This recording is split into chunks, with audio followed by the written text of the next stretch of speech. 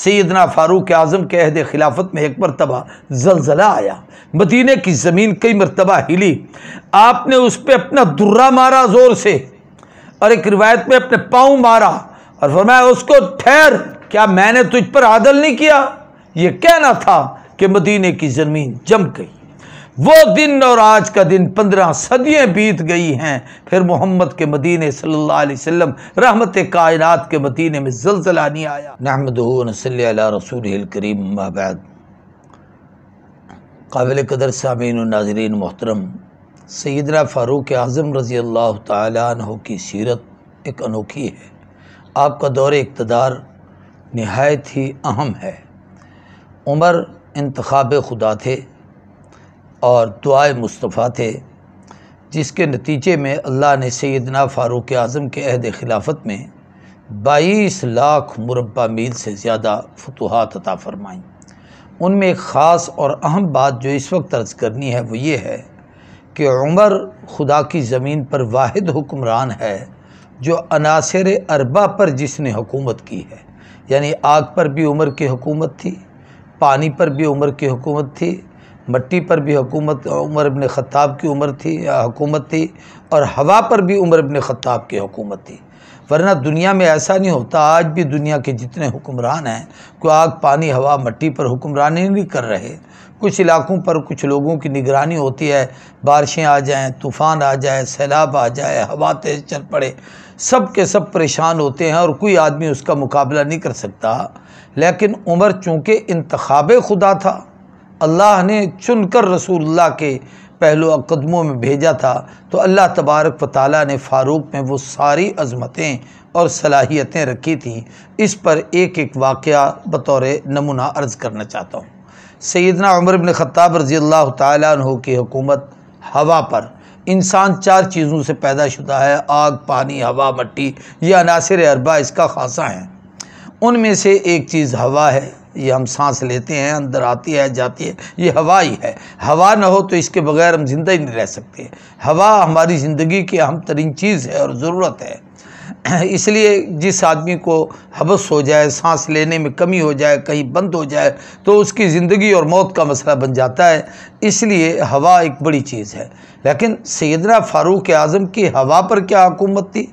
आज इस मादी और तरक्की के दौर में तो बहुत आसान है कि जनाब एक शख्स एक जगह गुफ्तगू कर रहा है, उसकी गुफ्तगू पूरी दुनिया में जा रही है, हर आदमी सुन रहा है, दूसरों तक आवाज़ पहुंच रही है। लेकिन वो दौर जब ना रेडियो थे, ना टेलीविज़न थे, ना ये आपके मोबाइल थे, और ना कोई ऐसे ज़राए अबलाग थे।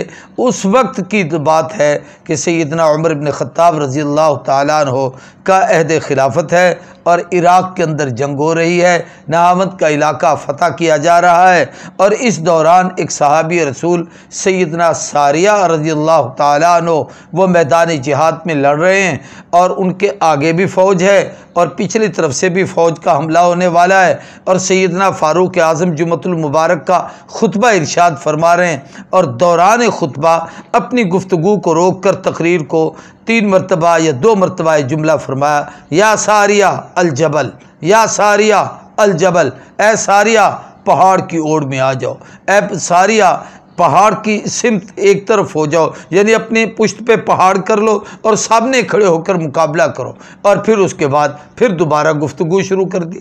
जिस वक्त वो इलाका फ़तह हुआ और वहाँ से जमात और सहाबा वापस आए और उन्होंने आकर अपने वाक़यात सुनाना शुरू किए, और फिर ये वाक़या बताया कि हज़रत एक अजीब कैफियत मुनकशिफ हुई कि हम वहाँ जंग लड़ रहे थे, मंज़र ये था, दुश्मनों के हमले का शदीद ख़तरा था, और इस दौरान आपकी आवाज़ कान में पड़ी और आपने ये जुमले या सारियतुल जबल फरमाए, तो हम पहाड़ की ओर में हो गए, और जिसकी वजह से अल्लाह ने हमें फ़तह अता फरमाई। तो हज़रत उमर ने फरमाया इस बात को छोड़ो और बात करो, अगली बात करो। तो ये वो फ़ारूकी दबदबा था, फ़ारूकी रोब था, फ़ारूकी खिलाफत थी, फ़ारूकी हुकूमत थी, जिसकी निशानदेही सरवर कौनैन रहमत कायनात ने फरमाई थी, और अल्लाह का इंतखाब था हवा पर हुकूमत की। इसी तरीके से इंसान की ज़िंदगी की दूसरी अहम चीज़ पानी है। वजअलना मिनल माइ कुल्ल शैइन हय्य, अल्लाह ने पानी के ज़रिए से हर चीज़ को, हर इंसान को अल्लाह तबारक व तआला ने पैदा किया है। और ये पानी उसकी ज़िंदगी की यूँ समझो नशो नुमा का एक बेहतरीन सबब है, ज़रिया है, इसके बग़ैर गुजारा नहीं। लेकिन पानी ख़त्म हो जाए तो तब भी आजमाइश है, और हद से बढ़ जाए तो तब भी बहुत बड़ी आजमाइश है। बारिशें ना हो, हमारे यहाँ चोलिस्तान के इलाकों में क्या कैफियत थी, और जब ज़्यादा बारिशें हो जाएं जिन इलाकों में, तो वहाँ सैलाब के ख़तरात होते हैं। सैयदना अमर इब्न आस रज़ी अल्लाह ताला अन्हु फ़ाते मिस्र हैं। ये मिस्र को फ़तह करने के लिए गए।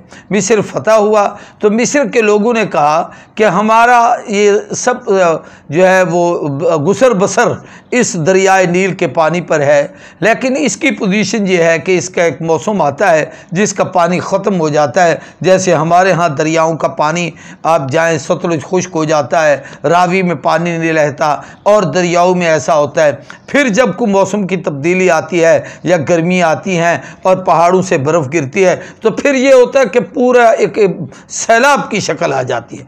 उन्होंने कहा हमारे यहाँ एक अरसे से एक रिवाज चला आ रहा है, एक रस्म बद चली आ रही है कि जो सबसे ज़्यादा खूबसूरत और हसीन लड़की हो उसको नहला धुला के, खूबसूरत कपड़े पहना के, जेवरों से सजा धजा के, उसको हाथ पाँव उसके बांध कर जब तक दरिया सपुर्द ना किया जाए, दरिया बुर्द ना किया जाए, उस वक्त तक ये पानी नहीं निकलता, ऊपर नहीं चलता।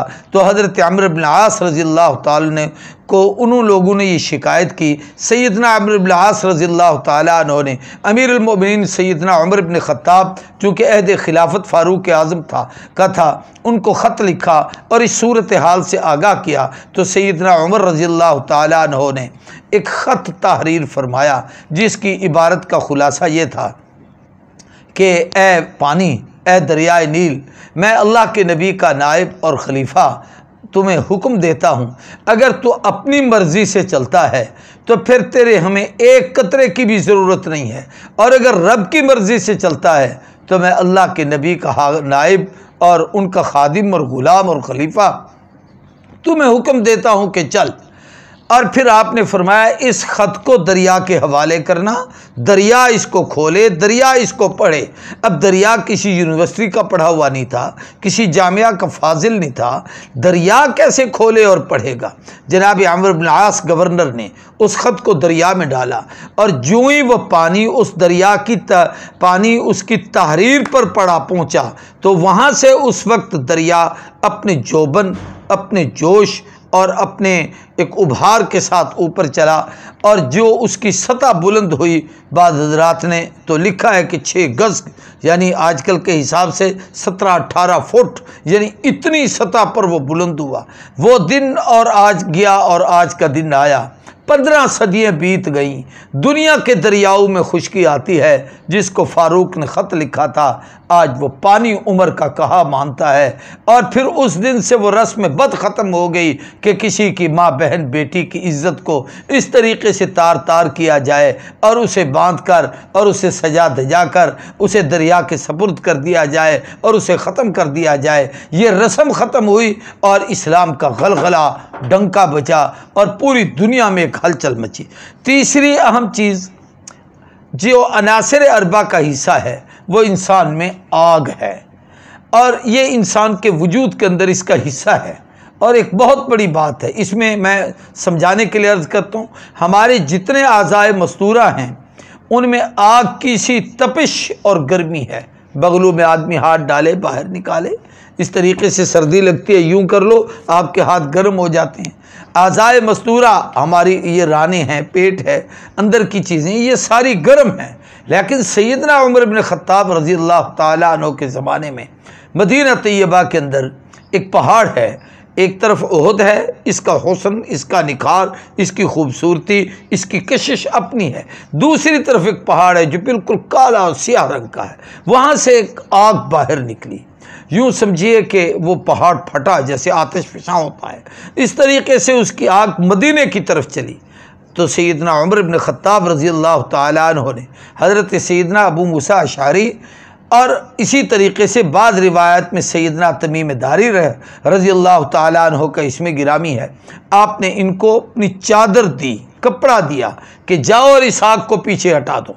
अब ये अजीब बात है कि अगर पानी का एक गिलास भी भेजते तो अकल मानती है कि पानी का काम आग को बुझाना है, कपड़े का काम आग को बुझाना नहीं। कपड़ा आग के करीब जाए तो और ज़्यादा आग भड़कती है, लेकिन उमर इब्न खत्ताब की चादर और उस कपड़े में और उस आर्डर में इतनी ताकत थी कि आप उसे यूं करते गए हज़रत साहबी रसूल, और वो आग पीछे होती चली गई, हत्ता कि वो आग अंदर दफन हो गई। और ऐसी दफन हुई कि आज 15 सदियाँ गुजर गई हैं कि वो पहाड़ काला स्याह तो हो चुका है, लेकिन मदीनतुर रसूल में दोबारा वो आग नहीं आई। ये उमर की हुकूमत थी जो पानी पर हुकूमत है, हवा पर हुकूमत है, आग पर हुकूमत है। इसी तरीके से सैयदना उमर इब्न खत्ताब रज़ी अल्लाह ताला अन्हु ऐसे एक सहाबी रसूल हैं, उनका वाक़या आता है सैयदना अब्दुल्ला इब्न सुवैब रज़ी अल्लाह ताला अन्हु अस्वद अनसी, ये एक बड़ा मारूफ बदबख्त है जिसने हुजूर सल्लल्लाहु अलैहि वसल्लम के आखिरी दौर में जिन लोगों ने दावा नबुव्वत किया था उनमें एक कमीना ये भी था। और ये हज़रत अब्दुल्ला जब उसके पास पहुँचे तो उसने कहा मुझे नबी मानो। आपने कहा तो मैं नबी नहीं मानता। उन्होंने कहा अच्छा मुहम्मदुर रसूलुल्लाह को नबी मानते हो? फरमाया बिल्कुल मानता हूँ। उनको आखिरी नबी मानते हो? फरमाया बिल्कुल आखिरी नबी मानता हूँ। उन्होंने कहा मैं तुम्हें मार दूंगा, कत्ल कर दूंगा। हज़रत अब्दुल्ला इब्न सुवैब फरमाने लगे मेरे टुकड़े कर दे, मैं बर्दाश्त कर सकता हूँ, लेकिन ये नहीं कह सकता कि मैं हुजूर के बाद किसी की नबूवत का इजरा का और किसी की रिसालत और नबूवत का कायल हूँ। उसने आग का चीखा चलाया, सहाबी रसूल को पकड़ के आग में डाल दिया। जैसे अल्लाह ने इब्राहीम खलील पर नार को गुलजार किया था, या नार कूनी बरदम व सलामा, इसी तरीके से हज़रत अब्दुल्ला पर वो आग गुलजार हो गई। और अब्दुल्ला के न कपड़ों को आग लगी, न उसके जिस्म को आग का सेक लगा, न उनको कोई बाल आग के सेक से मुतासिर हुआ। और फिर उसके बाद हज़रत अब्दुल्ला जिस वक्त वहाँ से आज़ाद हुए और मदीना तैयबा तशरीफ़ लाए, सैयदना फ़ारूक आज़म कहदे खिलाफत था, हज़रत उमर मजमे में बैठे हुए थे और मस्जिद नबवी ही थी जो दारुल खिलाफा भी था, मस्जिद नबवी ही थी जो गोया चीफ जस्टिस हाउस भी था, मस्जिद नबवी थी जहाँ पर बैठकर फैसले किए जाते थे, मस्जिद नबवी थी जहाँ पर अमीरुल मोमिनीन और हाकिम बैठते थे, मस्जिद नबवी थी जहाँ पर कैदी गिरफ्तार होके आते थे। आज तो हमारे यहाँ मस्जिद को सिर्फ फ़र्ज नमाजों के लिए समझा जाता है। उस वक्त ये वो दौर था खिलाफत राशिदा का कि सबसे बड़ा मरकज़ मस्जिद है और तमाम मामलात को वहाँ पर तय किया जाता था, हत्ता कि कैदी वहाँ पर गिरफ्तार किए जाते थे। जब ये आए तो हज़रत सैयदना उमर इब्न खत्ताब पर अल्लाह ने इस बात को मुनकशिफ कर दिया। हज़रत उमर उठे और उठकर खड़े हुए और फरमाया यारो तुम्हें मुबारक हो, आओ आज एक शख्स तुम्हें मिलाता हूँ, ये वो है जिस पर नार को अल्लाह ने गुलजार किया है। और मैंने आज अपनी ज़िंदगी में शबीह इस्माइल या इब्राहीम के इब्राहीम पे नार गुलजार हुई थी, मैंने इसके ऊपर भी आग को गुलजार देखा है। तो ये हज़रत उमर के दौरे हुकूमत में आग पर हुकूमत, पानी पर हुकूमत, हवा पर हुकूमत, ऐसी मिट्टी पर भी, ज़मीन पर भी आपने हुकूमत की है। देखिए ज़मीन का निज़ाम भी एक अजीब है, ये अल्लाह की कुदरत का निज़ाम है। अल्लाह फरमाते हैं हमने इस ज़मीन को बनाया, इसके अंदर पहाड़ भी हैं, इसमें दरिया भी हैं, पहाड़ों को मेखों की तरह गाड़ दिया है ताकि ये हिले ना। और जब ज़लज़ले जहाँ आते हैं तो वो पूरे के पूरे इलाके तबाह बर्बाद हो जाते हैं। सैयदना फ़ारूक आज़म के अहद खिलाफत में एक मरतबा ज़लज़ला आया, मदीने की ज़मीन कई मरतबा हिली, आपने उस पर अपना दुर्रा मारा ज़ोर से और एक रिवायत में अपने पाँव मारा और फरमाया उसको ठहर, क्या मैंने तुझ पर आदल नहीं किया? ये कहना था कि मदीने की ज़मीन जम गई। वो दिन और आज का दिन 15 सदियाँ बीत गई हैं, फिर मोहम्मद के मदीने सल्लल्लाहु अलैहि वसल्लम रहमत कायनात के मदीने में ज़लज़ला नहीं आया। ये उमर इब्न खत्ताब का दौर इक़्तिदार था, ये उमर की हुकूमत थी। यूँ कहिए कि अल्लाह पूरी कायनात के हुक्मरान हैं। अल्लाह ने अपने महबूब की उम्मत में ऐसे लोगों को पैदा किया है जिनमें अंबिया साबिकीन के कमालात का अक्स डाला है। उनमें उमर इब्न खत्ताब रज़ी अल्लाह ताला ताला अन्हो इस शख्सियत के मालिक हैं जो अनासर अरबा के हुक्मरान हैं कि पानी पर भी हुकूमत की है, हवा पर भी हुकूमत की है, ज़मीन पर भी हुकूमत की है, आग पर भी हुकूमत की है। अगर आज हमारे हुक्मरान भी कुरान और सुन्नत का कानून नाफिज कर लें और सूद को हराम समझें और फिर ये कि आम इंसानों की सी ज़िंदगी गुजारें कि सैयदना उमर इब्न ख़त्ताब के अहद खिलाफत में कैद पड़ा तो आपने फरमाया जो एक आम अदना मजदूर की तनख्वाह है मैं उतना रोज़ी ना लूँगा, इससे ज़्यादा नहीं। अगर आज हमारे हुक्मरानों की तनख्वाहें मजदूरों की बराबर हो जाएं तो पूरे मुल्क का कर्जा उतर जाएगा, हमारा सारा माहौल दुरुस्त हो जाएगा। यहाँ अमीर अमीर तर हो रहा है, गरीब गुर्बत की चक्की में इतना पिस रहा है कि उसे खाने को तरसता है, अपने बच्चों की यूँ समझिए कि तरबियत को, उनके तालीम को, उनके बूदबाश को, उनको खिलाने पिलाने के लिए परेशान होता है। तो अल्लाह तबारक व तआला उम्मत इस इंतज़ार में है कि काश कोई अल्लाह उमर दे, उमर जैसा हुक्मरान आए जो इस इस्लामी रियासत को उमर इब्न ख़त्ताब के नक्शे कदम पर चलाए और फिर वो उमर की बहार आए कि हम दुनिया से बेनियाज हो जाएं, अपने रब के मोहताज बने, उसी से मांगें। अल्लाह हमारे लिए ज़मीन, आसमान, हवा, चाँद, सूरज, सितारे, पानी, मट्टी, आग सबको ताबे कर देगा। ये उस वक्त होगा जब हम अपने मौला के बनेंगे। अल्लाह हम सबको अमल की तौफीक दे। व आखिर दावाना अल्हम्दुलिल्लाहि रब्बिल आलमीन।